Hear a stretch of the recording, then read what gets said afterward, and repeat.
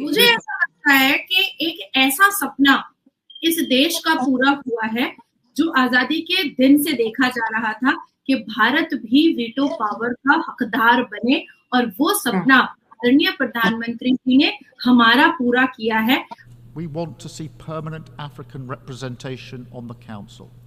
Brazil, India, Japan and Germany as permanent members. आखिरकार veto power का इंतजार खत्म हो गया और वो चीन जो भारत को यूनाइटेड नेशन का परमानेंट मेंबर बनने से रोकता था, वीटो पावर से रोकता था, आज उसी चीन के ऊपर अमेरिका और रशिया टूट पड़े हैं और चीन भी एक कोने में रोता हुआ दिखाई दे रहा है। भारत जो है वो ब्राजील और साउथ अफ्रीका के साथ मिलके, ठीक है जी, वो जिसे कहेंगे ना, एक नया ग्रुपिंग उन्होंने बना दी। और यूके एंड फ्रांस वो कह रहे हैं जी कि इंडिया को परमानेंट सीट दी जाए।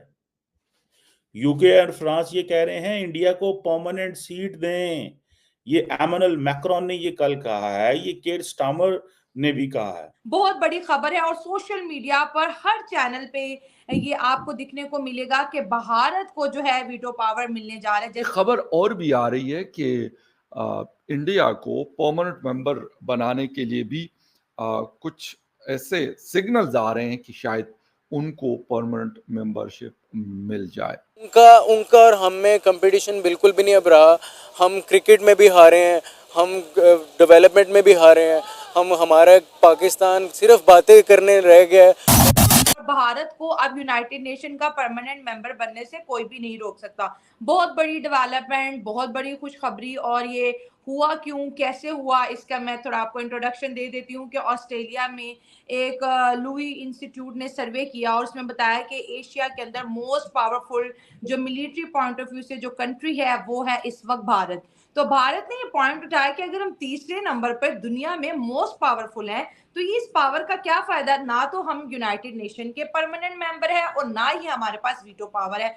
अब जो है यूनाइटेड नेशन सर जोड़ के बैठ गई है। हो सकता है कि विद इन द मंथ, हो सकता है कि नेक्स्ट मंथ, लेकिन ये बहुत जल्द होने वाला है। भारत यूनाइटेड नेशन का परमानेंट मेंबर बनने वाला है। ऐसा क्या हो गया कि आपके आका चाइना रो पड़े? जो बहुत बुरा लगा। यूएन और यूएनएससी जब वीटो पावर देने के लिए अग्री कर गया, साइन जो है, सिग्नेचर्स काफी सारे हो गए। 3 मिनट की स्पीच मोदी जी की, वो इतनी वार्मथ, इतनी चार्म, इतनी ब्राइट स्पीच थी कि पूरी दुनिया वो डायस्पोरा पे, जियो पॉलिटिक्स के डायस्पोरा पे जो 3 मिनट की स्पीच जो मोदी जी ने दिया है, वो मतलब I don't have words to explain कि पूरी दुनिया सत्ते में चली गई। कि भाई ये आदमी किस तरह से क्रिस्टल क्लियर बात करता है।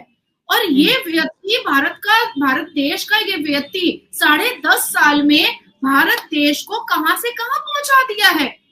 आप सोचो कि यूएनएससी जो है 1945 में एस्टैब्लिश हुआ था और 1946 से लेकर के 2022 तक भारत देश में जितनी भी प्रधानमंत्री रहे और जितने भी आए और गए, सबने कोशिश की कि वीटो पावर हमें मिले, हमारे देश को वीटो पावर मिले, लेकिन कुछ नहीं हो पाया।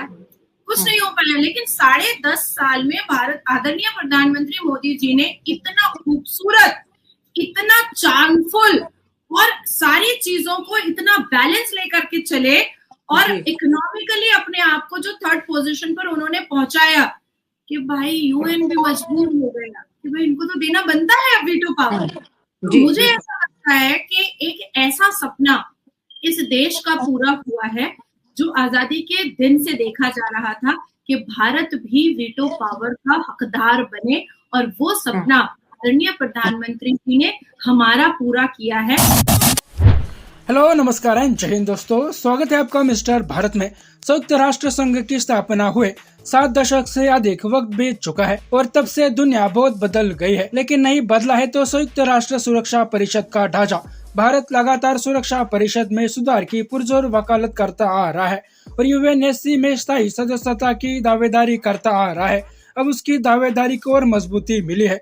अमेरिका, फ्रांस के बाद अब ब्रिटेन ने भी भारत को सुरक्षा परिषद का स्थायी सदस्य बनाए जाने का समर्थन किया है। रूस पहले से ही भारत की दावेदारी के सपोर्ट में रहा है। इस तरह से संयुक्त राष्ट्र सुरक्षा परिषद के स्थायी सदस्यता की भारत की दावेदारी काफी मजबूत हुई है। अब रास्ते में सिर्फ चीन की ही बाधा बची है। यूएनएससी में 5 स्थायी सदस्यों में सिर्फ चीन ही है जो भारत की दावेदारी के समर्थन में नहीं है। इसमें पिछले हफ्ते अमेरिका के राष्ट्रपति जो बाइडेन ने यूएनएससी की स्थायी सदस्यता के लिए भारत की दावेदारी का समर्थन किया था। उसके बाद फ्रांस के राष्ट्रपति इमैनुअल मैक्रोन ने संयुक्त राष्ट्र आम सभा के 79वें सत्र में ऐलान किया कि उनका देश भारत को सुरक्षा परिषद का स्थायी सदस्य बनाए जाने के पक्ष में है। ब्रिटेन के पीएम कीर स्टारमर ने भी इस बात का समर्थन किया है और कहा है कि सुरक्षा परिषद को बदलना होगा ताकि वो एक से अधिक प्रतिनिधित्व वाला संगठन बन सके। उन्होंने आगे कहा कि हम परिषद में स्थायी अफ्रीकी प्रतिनिधित्व, ब्राजील, भारत, जापान और जर्मनी को स्थायी सदस्य के रूप में और निर्वाचित सदस्यों के लिए ज्यादा सीटें देखना चाहते हैं। भारत लंबे समय से यूएनएससी में सुधार की मांग कर रहा है।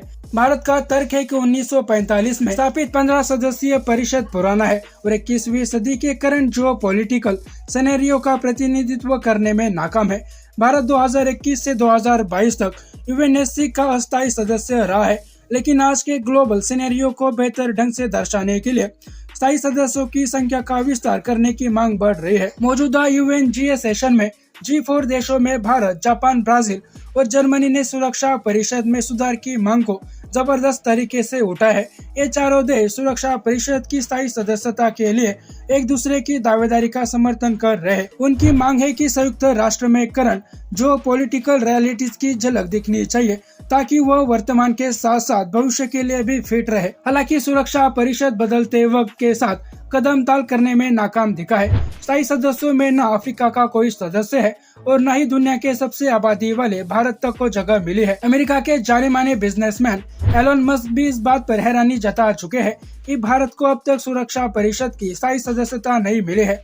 संयुक्त राष्ट्र सुरक्षा परिषद में सुधार और खासकर स्थायी सदस्यों की संख्या बढ़ाने की राह में चीन सबसे बड़ा रोड़ा है, लेकिन इन सब के अलावा ज्यादातर देश यूएनएससी की सीटें बढ़ाने के पक्ष में है। ऐसे में ये तय माना जा रहा है कि भारत जल्द ही यूएनएससी का परमानेंट मेंबर बन जाएगा। बाकी दोस्तों, आपका इस वीडियो के बारे में क्या कहना है नीचे कमेंट बॉक्स में बताइए और ऐसे ही वीडियोस के लिए मिस्टर भारत को भी सब्सक्राइब करें। मैं मिलता हूं आपसे अगले वीडियो में, तब तक के लिए जय हिंद, जय भारत।